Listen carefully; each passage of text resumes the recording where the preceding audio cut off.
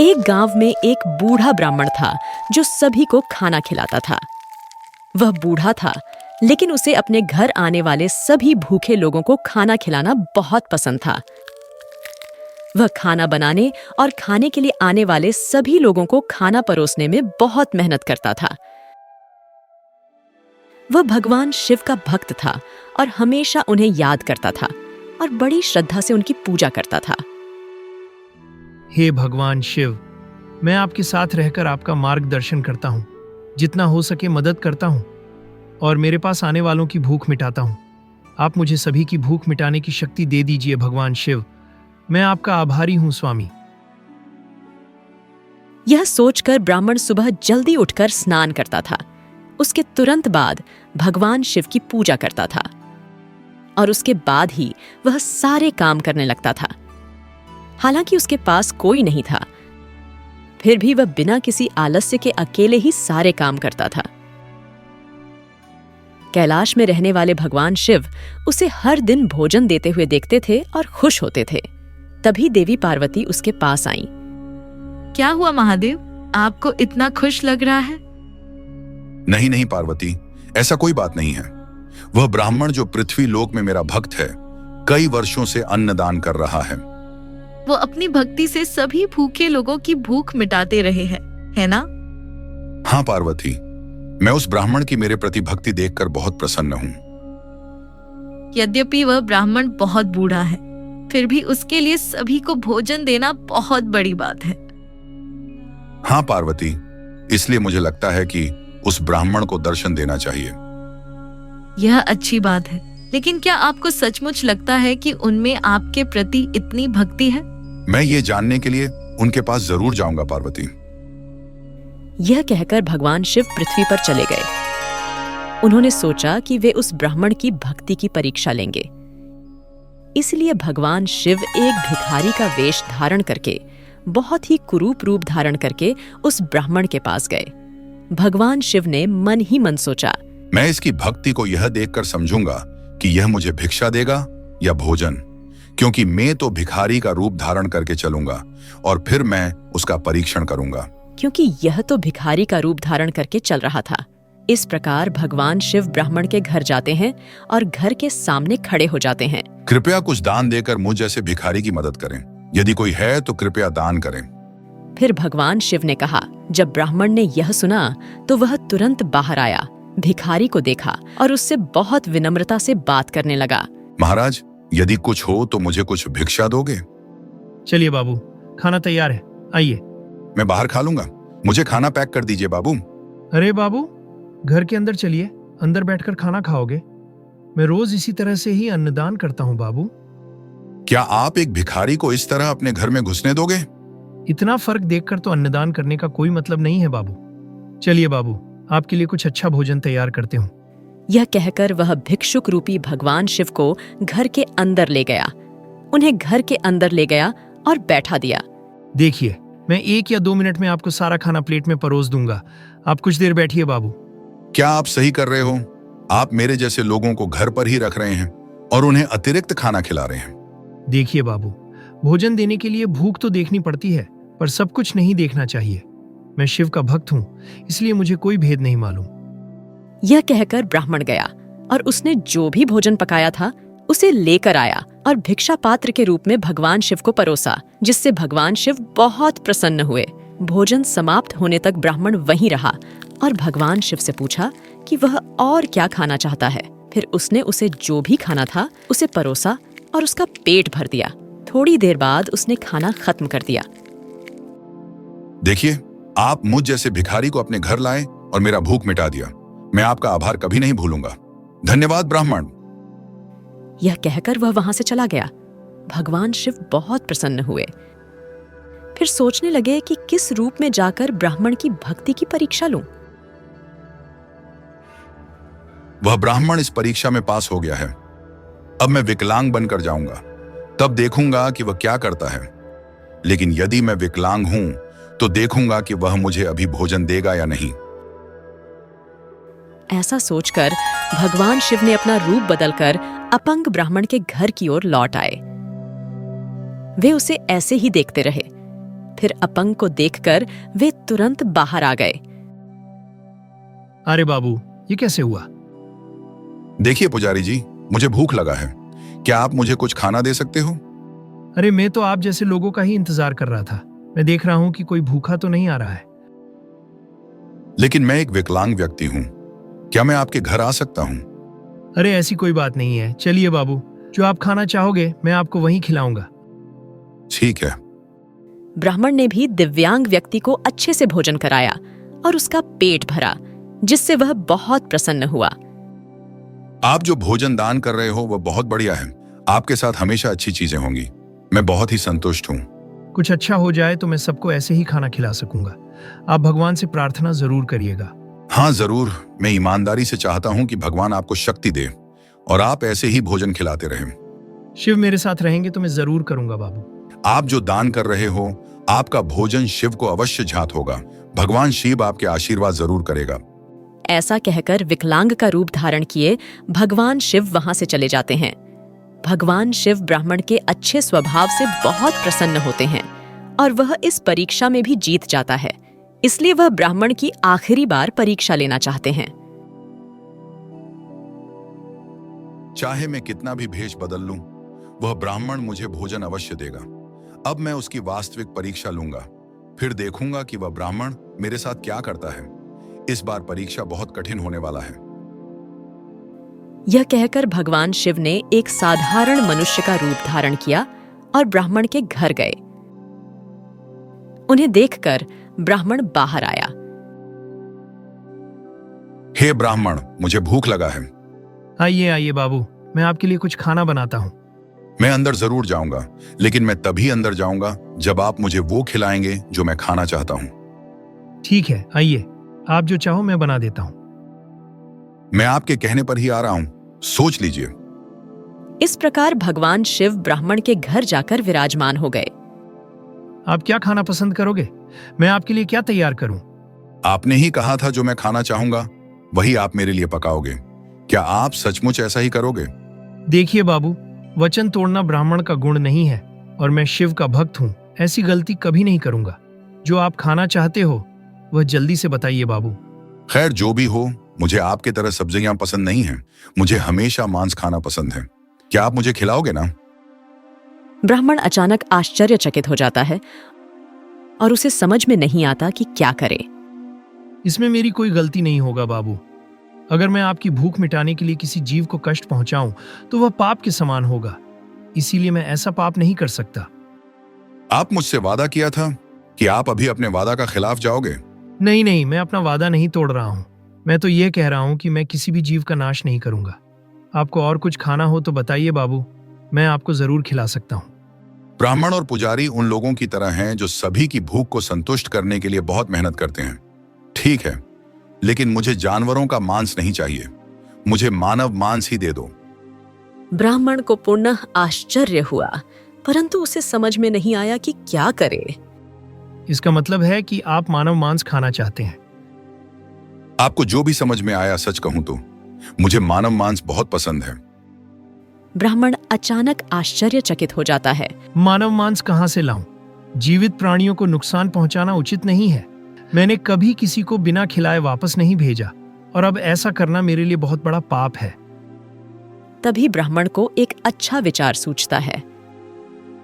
अरे बाबू, इसमें भी तो जीव को हानि ही पहुंचाना होता है।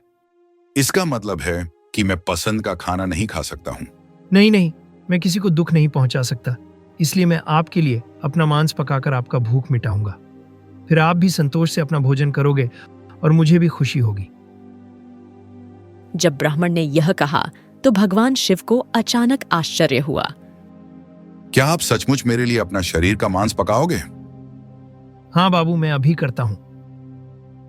यह कहकर ब्राह्मण चाकू से उसका पैर काटने ही वाला था कि अचानक भगवान शिव अपने असली रूप में प्रकट हो गए। यह देखकर ब्राह्मण आश्चर्यचकित हो गया। अरे शिवा, क्या यह आप ही हो महादेव? क्या आपने मुझे दर्शन देने के लिए आए हो? हाँ ब्राह्मण, आपकी भक्ति अपार है और यह अन्नदान भी बहुत महान है। हे शिव जी, क्या आप मेरी परीक्षा लेने के लिए आए थे? हाँ ब्राह्मण, मैं उस भिखारी के रूप में और एक विकलांग व्यक्ति के रूप में आया था। मैं आपके दया और भक्ति से बहुत प्रसन्न हूं, इसलिए मैंने आपको दर्शन दिए। आज मेरा जन्म सफल हुआ, मैं धन्य हो गया स्वामी। भगवान शिव के इस प्रकार प्रकट होने से ब्राह्मण बहुत प्रसन्न हुआ। एक दिन भगवान विनायक कैलाश पर्वत पर बैठे सोच रहे थे कि क्या करे। तभी एक चूहा वहां आया। वो चूहा भगवान विनायक से बातें कर रहा था, लेकिन भगवान विनायक कुछ सोच रहे थे। चूहा समझ गया और उनकी तरफ देखता रहा। कुछ देर बाद चूहा कहता है, क्या हुआ प्रभु, आप क्या सोच रहे हैं? कुछ नहीं चूहा, मुझे कुछ समझ नहीं आ रहा, मुझे नहीं पता क्या करना है। अरे प्रभु, आपका क्या मतलब है? मुझे कहीं जाना है, लेकिन मैं कहाँ जाऊँ समझ नहीं आ रहा। ओह, बस इतनी सी बात है। अगर आप जाना चाहते हो तो मैं आपको कहीं भी ले जाने के लिए तैयार हूँ, लेकिन मुझे नहीं पता कि कहाँ जाना है। ये कहते हुए विनायक सोच में पड़ जाता है कि चूहा उसे कहाँ ले जाएगा। तभी विनायक को एक विचार सूझता है। तभी भगवान विनायक चूहा से कहता है, अच्छा, हमें पृथ्वी पर जाना चाहिए या नहीं? हाँ प्रभु, ठीक है, आप जहाँ कहेंगे मैं आपको वहाँ लेकर चलूँगा। तो फिर ठीक है, चलो पृथ्वी पर चलते हैं। चलिए प्रभु, मैं आपको 2 मिनट में लेकर चलता हूँ, पूरी दुनिया घुमा लाते हैं। इतना कहकर चूहा भगवान विनायक जी को अपने पीठ पर बिठाकर भूलोक यात्रा के लिए निकल जाता है। भगवान विनायक बहुत खुश होते हैं। कुछ देर बाद भगवान विनायक जी चूहा वाहन के ऊपर सवार होकर भूलोक में पहुंचते हैं। तभी भगवान विनायक जी को एक आम का बगीचा दिखाई देता है। अरे चूहा, ये एक आम फल है ना? हाँ प्रभु, क्योंकि अभी तो गर्मी है, इसीलिए पूरी दुनिया में आम मिलेगा। चलो चूहा, उस बगीचे में चलो, आम खाते हैं। ठीक है प्रभु, चलिए। लगता है आप सचमुच उस बगीचे में जाना चाहते हैं, चलिए लेकर चले। हाँ चलो, मैं वो आम खाना चाहता हूँ। इसी तरह भगवान विनायक बगीचे में जाते हैं, घूमते हैं और आमों को देखकर बहुत खुश होते हैं। वाह, ये कितना सुंदर है। हाँ प्रभु, ये दुनिया बहुत ही सुंदर है और आपके सारे भक्त यही तो है। आप आम खाना चाहते हैं ना, तो खाइए ना। हाँ, मुझे आम तो चाहिए, मैं उसे खाऊंगा। तो प्रभु, आप तोड़ लीजिए ना, ये बहुत ही स्वादिष्ट है। फिर भगवान विनायक आम को तोड़ता है। आम को हाथ में रखकर देखता है कि ये फल बहुत ही सुंदर है, अब इसे खाना चाहिए। फिर मन ही मन सोचता है, अरे मुझे पृथ्वी पर आए हुए बहुत समय हो गया है। वहाँ कैलाश पे मेरी माँ, मेरे परिवार वाले मेरे लिए चिंता कर रहे होंगे। अभी अगर आम खाऊंगा तो देर हो जाएगा, मैं कैलाश जाते समय रास्ते में खा लूंगा। चूहा, चलो चलते हैं। क्या है प्रभु, क्या आप आम नहीं खाना चाहते हैं? नहीं चूहा, हमें पृथ्वी पर आए हुए बहुत समय हो गया है। ये भी सच है प्रभु, चलिए जल्दी से चले, मैं ये फल बाद में खाऊंगा। इतना कहकर भगवान विनायक आम लेकर कैलाश की ओर चल पड़ते हैं। इसी बीच भगवान कार्तिक कैलाश में भगवान विनायक का इंतजार करते हैं। अरे ये भैया कहाँ चले गए, कहीं दिखाई नहीं दे रहे। अगर वो जल्दी आते, थोड़ा उनके साथ खेल लेते, पर मुझे नहीं पता अब मैं क्या करूं। वो यही सोचकर वहां इंतजार कर रहा है। तभी विनायक कैलाश पहुंचता है और कार्तिक ये देखकर बहुत खुश होते हैं। तभी कार्तिक विनायक के हाथ में आम का फल देखते हैं। कार्तिक अपने भैया से कहता है, आप कहाँ गए थे भैया, और आपके हाथ में वो आम क्या है? मैं ये फल भूलोक से लेकर आया हूँ, मुझे ये आम चाहिए, दीजिए ना। नहीं, ये मेरा है, मैं इसे नहीं दूंगा, मुझे तो ये चाहिए। नहीं, मुझे ये चाहिए, मैं इसे लाया हूँ। इसी तरह दोनों भाई आम के लिए लड़ते रहते हैं, लेकिन कोई भी शांत नहीं होता। आप भूलोक पर गए थे तो एक ही क्यों लाए? शायद आप वहाँ खाए होंगे, है ना? नहीं, मैंने इसे नहीं खाया, मुझे ये चाहिए था, इसीलिए मैं लेकर आया हूँ। नहीं, मुझे दे दीजिए, आप इसे बिना खाए यहाँ क्यों लाए हैं? बहुत देर हो गया था इसीलिए आया हूँ। इसी तरह दोनों बहुत जोर से बहस करने लगते हैं और बहस सुनकर देवी पार्वती घबराए हुए उनके पास आती है। फिर भी वो दोनों ऐसे ही बहस करते रहते हैं। देवी पार्वती उनके झगड़े को सुलझाने की कोशिश करती है। बच्चों, तुम दोनों इतनी ऊंची आवाज में क्यों बात कर रहे हो? देखिए ना माँ, भैया ने मुझे एक आम नहीं दिया। नहीं, मैं ये लाया हूँ, मुझे वो आम चाहिए। नहीं, मैं तुम्हें नहीं दूंगा, मैं इसे खुद खाऊंगा। तभी देवी पार्वती विनायक के हाथ में एक आम का फल देखती है जिसे विनायक कसकर पकड़े हुए है। विनायक, वो आम बहुत ही अच्छा है, इसे मुझे दे दो। माँ, क्या आप इसे भाई को देंगी? माँ, उसे लेकर मुझे दे दीजिए। कोई बात नहीं विनायक, तुम मुझे इसे दे दो। माँ, ये मुझे दे दीजिए, मैं इसे खाना चाहता हूँ। तुम दोनों थोड़ी देर यहाँ प्रतीक्षा करो।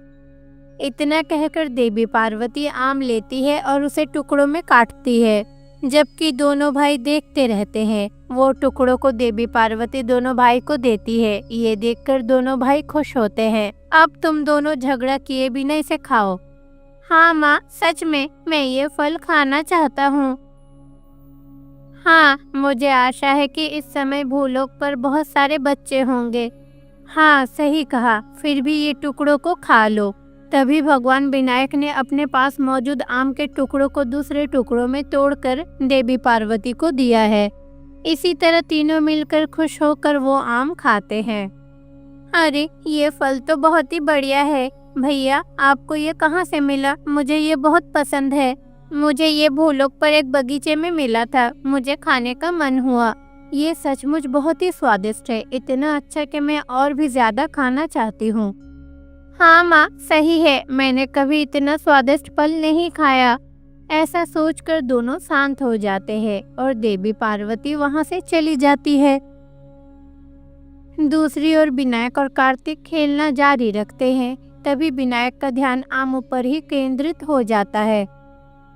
भाई कार्तिक, मुझे और आम चाहिए। हाँ, मुझे भी ऐसा ही लगता है।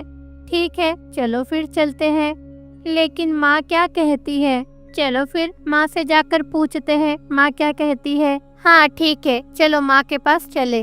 वो दोनों मिलकर अनुमति लेने के लिए अपनी माँ देवी पार्वती के पास जाते हैं। माँ, मैं और भाई भूलोक में जाकर आम तोड़कर लाना चाहते हैं। क्यों विनायक, क्या ये गलत नहीं है कि तुम दोनों बिना किसी को बताए बगीचे से फल तोड़कर लाओगे? लेकिन माँ, आप क्या नहीं खाना चाहती हैं? मैंने वो एक फल को देखकर कुछ नहीं कहा, लेकिन अब आप जितने चाहे उतने फल लेकर आना चाहते हो। नहीं माँ, हम अपने द्वारा लाए गए फलों के लिए उस मालिक को न्याय देंगे जिसमें वो फल भी शामिल हो जाए जो मैं लाया था। हाँ माँ, किसी को कोई नुकसान नहीं होगी। देवी पार्वती अच्छा सोचती है और जब दोनों बच्चे ऐसा कहते हैं तो उन्हें भी खुशी होती है। वो भी जानती है कि उस आम के फल का स्वाद बहुत ही अच्छा था। ठीक है, तुम दोनों जाओ और आम लेकर जल्दी वापस आओ। ठीक है, हम अभी जाते हैं। चलो भाई, आम लेकर आते हैं। ऐसा सोचते हुए दोनों भाई भूलोक पर जाते हैं। वहाँ के बगीचे में जाते हैं और आम तोड़कर वहीं पे कुछ आम भी वो दोनों खाते हैं। ये कितना स्वादिष्ट फल है, कितने सारे यहाँ फल है। हाँ भाई, हमें जल्दी घर जाना है। हाँ, माँ इंतजार कर रही है। इसी तरह वे सभी तोड़े हुए आमों को एक टोकरी में रखते हैं और कैलाश जाते हैं, जहाँ वे उन आमों को सभी को देते हैं जो उन्हें बड़े आनंद से खाते हैं।